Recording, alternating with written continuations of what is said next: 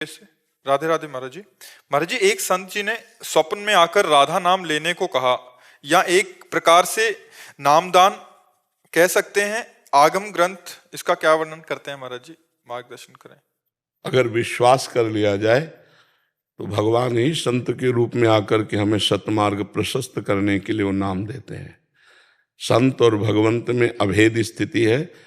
हम तो गए नहीं, हम तो चाह नहीं की, और वो हमारे स्वप्न में आकर यदि कहते हैं कि नाम जप करो तो मुझे भगवद आदेश मान करके चल देना चाहिए। ये मान लेना चाहिए कि भगवान इस संत के वेश में आकर मुझे ये सतमार्ग दे रहे हैं, मान लेना चाहिए। विश्वास दृढ़ कर लेना चाहिए।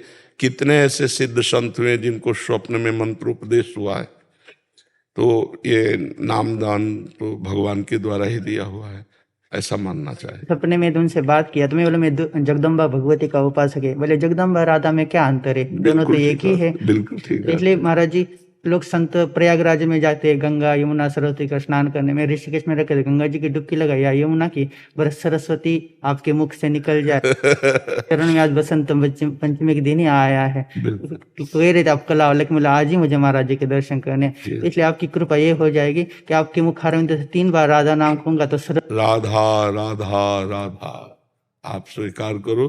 खूब मंगलमय भगवान की प्रेम में ये यात्रा है। वासना भी सताती, लेकिन जब कभी ऐसा होता तो आपका स्वरूप सामने आता है, मन में शांति आती। देखो, हम तुम्हें वासना नष्ट करने की एक कला बताते हैं।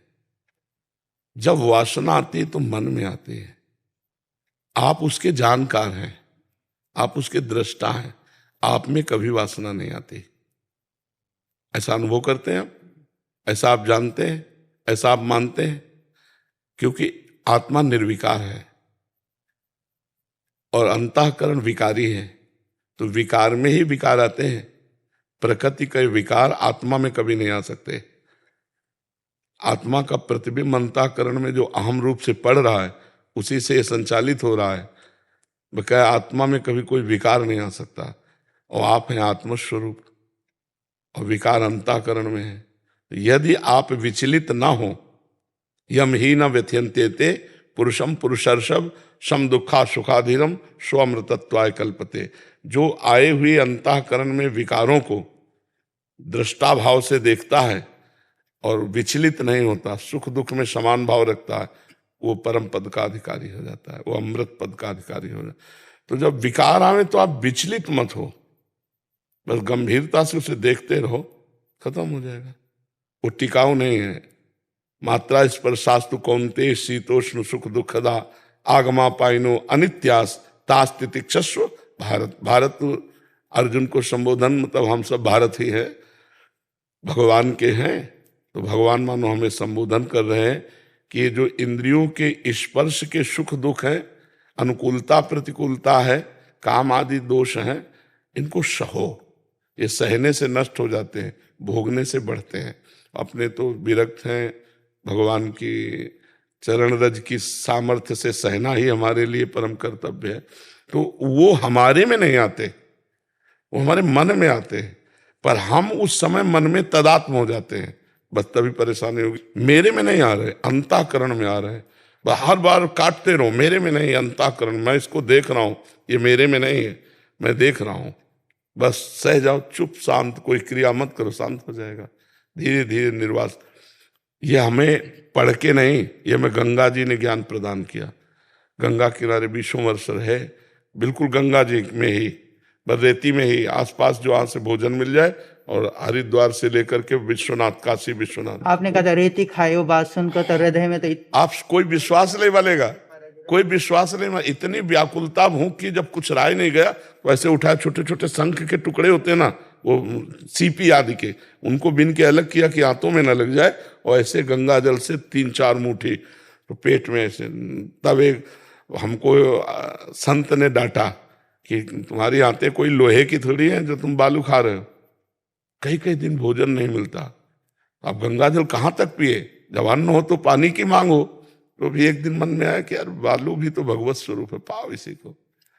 तो भगवान ने संत को दिखा दिया, उन्होंने डांट लगाया, उन्होंने कहा आज के बाद मत पाना अगर हमारी बात मानोगे। संतों की बात भगवान की बात है।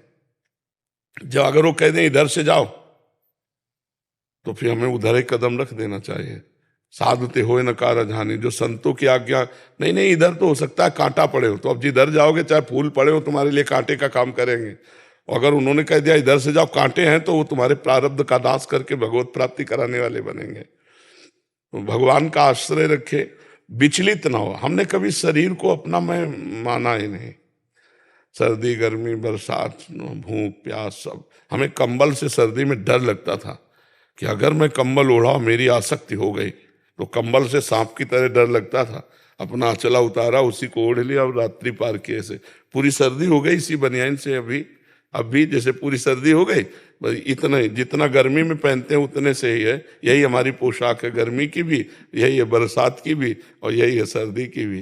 भगवान के बल से जैसी एक रहने में जैसे हो आगे वो जाने, उन्हीं का बल काम करता है। दिग्विजय सिंह जी सीतापुर से। महाराज जी आपके चरणों में कोटि कोटि प्रणाम। महाराज जी अगर मन में कोई गंदी बात का चिंतन हो तो वो राधा नाम या गुरु जी की याद करना कोई पाप तो नहीं लगेगा उस समय? अगर जरूर करना चाहिए उस समय, क्योंकि अगर हम गलत विचारधारा मन में चल रही और भगवान नाम जप करेंगे, वो कट जाएगा, वो नष्ट हो जाएगा। और अगर हम उसी का चिंतन करने लगे तो नवीन संस्कार बन जाएगा, वो हमें भ्रष्ट कर देगा। जब हमारा नाम जब चलता, जैसे गलत चिंतन आ जाए उसका, तो वहां पे राधा नाम टिका दे, बिल्कुल उसी समय वो नष्ट हो जाएगा, उसका प्रभाव नष्ट हो जाएगा। और किसी भी गलत प्रेरणा का आचरण में ना क्रिया रूप से उतरने दो। जो गलत प्रेरणा हो रही उसके आचरण में मत उतरो। अगर मन न लगे उस समय तो जोर जोर से चिल्लाने लगना, राधा राधा राधा। तो नाम संकीर्तन से मन एकदम शांत हो जाएगा। भगवान के नाम में अपार सामर्थ्य है। नाम लेत भव सिंधु सुखाही, करो विचार सुजन मन माही। भगवान का नाम इतना है कि भव समुद्र को ही सोख ले। भगवान अजित है, उनको कोई जीत नहीं सकता, लेकिन नाम जापक भगवान पर विजय प्राप्त कर सकता है। सुमीर पवन सुत पावन नामू, अपने बस करी राखे रामू। भगवान को अधीन हो जाना होता है जो नाम जापक होता है। फिर विकार क्या करेंगे? जिस समय विकार स्थिति हो उस समय और नाम जप करना चाहिए। सुभाष जैन जी चेन्नई से। श्री हरिवंश। श्री हरिवंश महाराज जी आपके चरणों में कोटि कोटि प्रणाम। महाराज जी 25 वर्ष पूर्व एक महान संत मिले थे। मैंने उनसे पूछा कि आपके चरणों का आश्रय लेने के बाद भी मेरा कल्याण नहीं हो रहा। तो संत महात्मा जी ने कहा था कि आपने अपना घड़ा तो अमृत रूपी जल के नल के नीचे तो रखा है, पर घड़ा आपने उल्टा रखा है। मैंने घड़ा सीधा करने की विधि पूछी तो जब ये गए आश्रम तो पधार चुके थे। महाराज जी इसका भाव क्या था? घड़ा सीधा कैसे हो और घड़ा उल्टा, मतलब उनके उपदेश का। संतों के वाक्य के अनुकूल आचरण करना ही घड़ा सीधा है, और संतों के आदेश शास्त्र के प्रतिकूल आचरण करना ही घड़ा उल्टा है।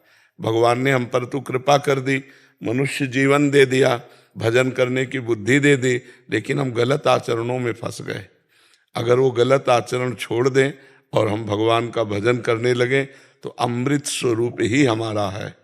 चेतन अमल सहज सुख राशि, ईश्वर अंश जीव अविनाशी। अविनाशी अमृत स्वरूप। नैनम छिन्नन्त शस्त्राणि नैनम दाति पावका, न चैनम क्लेदयन्त्यापो न शोष्यति मारुता। ऐसा अमृत स्वरूप है हमारा, जहाँ अग्नेयास्त्र नहीं काम कर सकता, वायुवास्त्र वारुणास्त्र काम नहीं कर सकता, वो हमारा दिव्य स्वरूप है। पर हम अपने स्वरूप को भूलकर मृत भोगों में लग गए। यही है घड़ा का उल्टा करना, मृत भोगों में लग गए।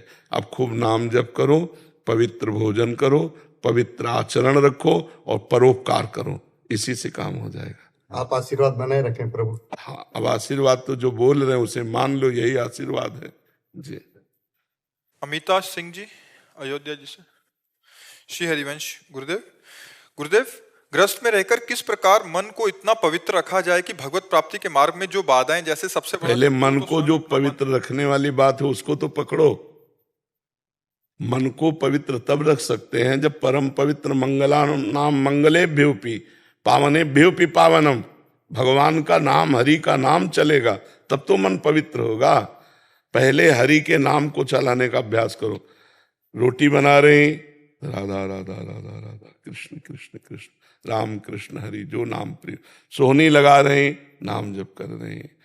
किसी से बात कर रहे हैं, उसको भगवान के भाव से देख रहे हैं, मेरे भगवान इस रूप में आए हुए हैं, भोग बना रहे हैं, भोग भगवान को अर्पित कर रहे हैं, परिवार को भगवत स्वरूप मान रहे हैं, परम पवित्र मन हो गया, परम पवित्र कार्य हो गया।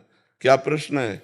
महाराज जी कह रहे हैं कि तो स्वयं अपना मन ही सबसे बड़ा शत्रु है को वश में किया जा सके नाम जप, के लिए, नाम और प्रभु के किसी एक स्वरूप को चुनकर उसी में रम जाए। विनिश्चितम बदामि ते नान्यथा वचांस में हरिम भजन्ते नरा भवसागर तरन्ति ते।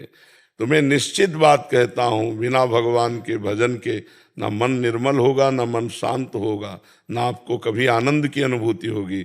शरीर, संसार, ये दुखालयम अशाश्वतम, ये नाशवान है, ये नष्ट होगा, सुख क्या मिलेगा? जब शरीर ही नष्ट हो जाएगा तो सुख क्या मिलेगा? इसलिए नाम जप करो, नाम बहुत परम पावन, भगवान का नाम। ये कलिकाल मलायतन, मन कर देख विचार, श्री रघुनाथ नाम बिन नाहि नान आधार। भगवान के नाम के सिवा इस कलयुग में परम पद, कल्याण, मोक्ष, कामनाओं की पूर्ति कराने वाला और कोई साधन नहीं, एकमात्र कलयुग केवल नाम आधारा। सुमिर सुमिर नर उतरे पारा। जी मुकुंद शरण जी।